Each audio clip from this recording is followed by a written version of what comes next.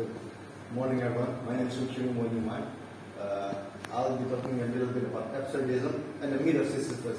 The essay, not the book itself. So it will be more in my take of it than rather a set theory. It is my understanding of it. So please bear it in mind when you hear me talk. It is my idea, not it. So I would like to begin by asking the question. Cambridge defined omnipotent as having unlimited power and the ability to do anything.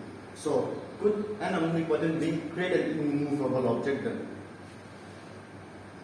Because if it were to be omnipotent, it would not be able to create, not do anything. So, because it is omnipotent, it will not be able to create an immovable object. Going by logic, it should be the theory.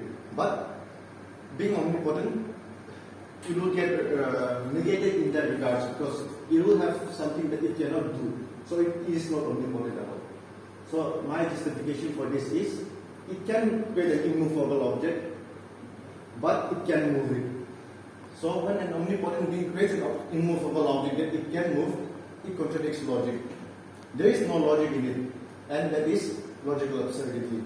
Something that doesn't make sense, but it can happen because it is absurd. Because in absurd, there is no logic to it. So with that, I would like to get to the next example here. The Library of Babel. We all know the infinite monkey theorem. It talks that a monkey, if given infinite amount of time, were to type a random numbers for an infinite number of time, it would write the greatest work of Shakespeare's even. Anything that can be written is written. So in it, there it is, the Library of Babel, where everything that can be written is written.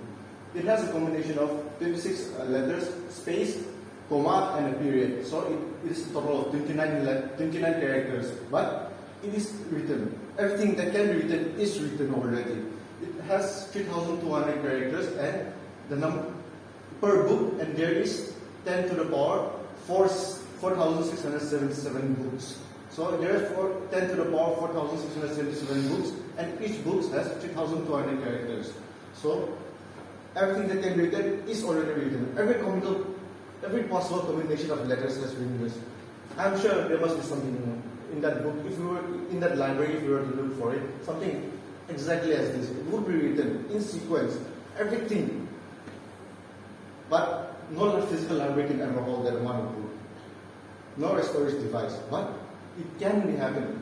It is. You can check it out after this seminar if you want to.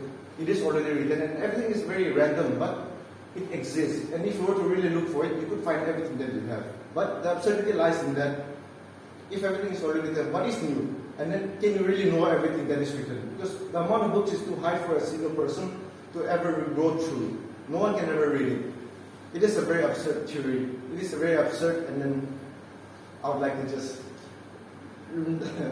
I would just like for you guys to remember that something as absurd as this can exist. And it does exist, not only can, but it does exist, but not in our physical thing. It is written in codes, algorithm. It is written because of that. And then I would like to talk about King Sisyphus, the tyrant.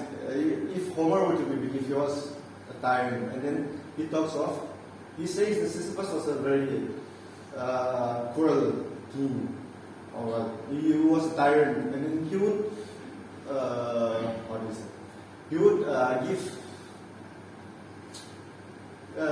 invite those visitors or people who he invited to his home. He would take advantage of them. He would either steal them or kill them. So in that he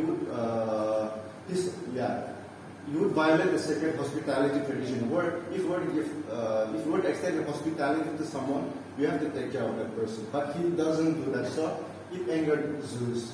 So Zeus was already not happy with him. But then again, once there was another incident where Zeus was caught stealing a nymph. He takes the nymph away from the river. Then the river god, I forgot his name, but he comes and then he asks King Sisyphus, "Have you seen someone take my daughter away?" Then Sisyphus says that, "You make me a spring here and in the middle of the town." Because he was a king, he had a huge kingdom. So he says, "Make me a spring in the middle of the in the middle of my country, and I will tell you where Zeus, who took your wife and where he took it, who took your daughter and where he took it. Then the river god does it. He keeps his word, and Sisyphus also he keeps his word. He tells him that Zeus took his wife, took his daughter somewhere. I don't know where exactly, but he took it somewhere else, and then that makes Zeus very angry because he wanted to keep the name for himself. But since he has already made Zeus angry twice, he sends by very different definition there for it, but he sends the god of death to chase Sisyphus in the underworld so that he will be no more in this physical realm, I guess. In the living world, but he will be in the underworld. But when that comes for him, he tricks him by saying that, how do you use the chain to tie someone to the underworld? Then he takes the chain and then he ties it himself.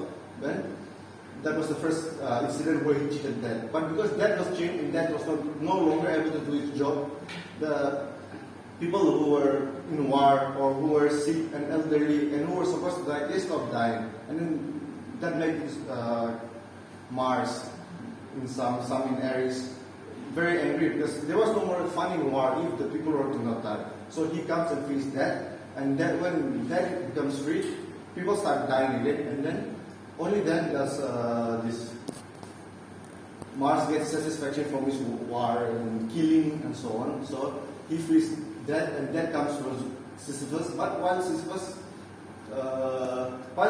notices that Death is free again and the people are starting to die, he understands that he is going to die. So he tricks his wife, saying, "If you really love me, please throw my body away. Instead of giving a proper funeral, throw it away in a town square and then throw it into a river, so that it will be a proof of your love for me." Then Sisyphus died. That comes for him, and then that takes him to the underworld, where his body washed up in the river Styx. According to the Greek mythology, if nobody takes care of their body or such, you will wash up in the river Styx.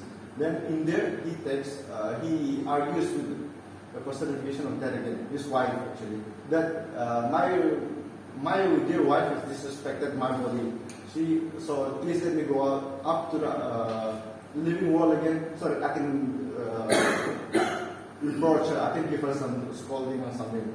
So he goes up to the living world again, but he refuses to come down after completing his what task he set out to do. He doesn't come down to the underworld again. So he stays in the upper world for a very long time, and he is given a lot of punishment. Like, not really punishment, but he is given a lot of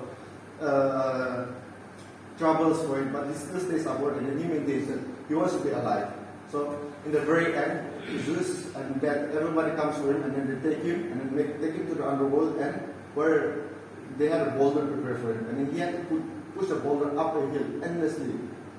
Where to prove that Zeus was more cunning than a mere mortal, Zeus proves that when you push the boulder up and it is about to reach the summit, the boulder will roll down, and he has to push the boulder up again. And that was his punishment for cheating Death twice and thinking that he was better than the gods. So in here I would like to draw that absurdism, where he has a man who is so much, a man who loves to be alive so much, and then he has a hatred for God because obviously the gods want to punish him, and he thinks that he is greater than God, and he didn't want to die, and he didn't die. And then the boulder which he rolls up to the summit. Every time he pushes it up, it rolls down again, and then he has to follow the boulder down again, and he pushes it up again. A struggle. It is a struggle because a boulder is so big. You have to use the whole strength of your body to just push the boulder up. But whenever he goes down to roll, whenever the boulder rolls down and he follows the down, Sisyphus talks that a man who has pushed a boulder so hard, who has struggled to push the boulder uphill, who is so much in pain, when the boulder rolls down, he is free because the struggle is lifted for him, so he becomes free. When he walks down the hill, he is following his duty. He is conforming to his very definition of him. Because in metaphysics we talk of a man. What is a man? No one can answer that. But what is the purpose of a man? We do not know. But For him, his purpose, it is known. He has to push the boulder up and the boulder will roll down, but it will come down and then he shall push the boulder up again. In that, Sisyphus talks that he is happy. Yeah, and that is what Sisyphus talks about. And a little bit of my understanding. But in my understanding, it is also that a man who is made to push a boulder up forever, he has to push the boulder. Whenever the boulder rolls down, he has to follow down the boulder again. But in that, the God's punishment for him was that he had to push the boulder up, not follow the boulder down. So for me, it is that whenever he follows down, he goes down, he pushes the boulder up again. He is happy because he is contradicting the gods which he made. And he talks that one must imagine Sisyphus happy. I also do imagine Sisyphus happy. That's his boulder rolling down. And he has to start another journey tomorrow, but now his boulder is going down. Thank you. So you are giving the